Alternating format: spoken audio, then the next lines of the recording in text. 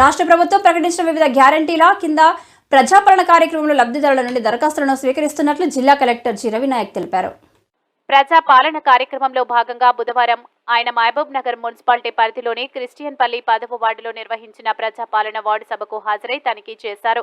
ప్రజాపాలనలో ప్రజలు సమర్పిస్తున్న దరఖాస్తులతో పాటు ప్రజాపాలన బృందాలు నిర్వహిస్తున్న కౌంటర్లు ఆయా పథకాల కింద వస్తున్న దరఖాస్తులను పరిశీలించారు.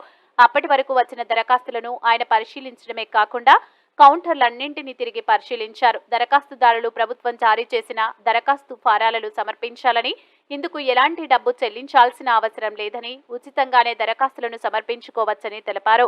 ప్రజలు ఈ అవకాశాన్ని సద్వినియోగం చేసుకుని ఆయా పథకాల కింద లబ్ధి వారు దరఖాస్తు చేసుకోవాలని కోరారు. ఈ కార్యక్రమంలో municipal commissioner Pradeep Kumar, assistant town planning అధికారి జ్యోత్స్నాదేవి తదితరులు పాల్గొన్నారు.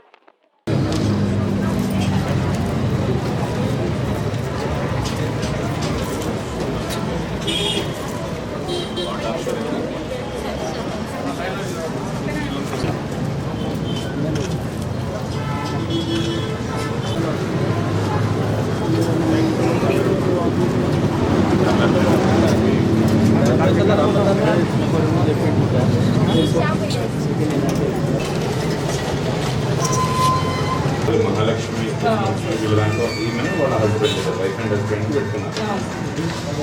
వీళ్ళ అతను ఎవరో వాళ్ళ గ్యాస్ కనెక్షన్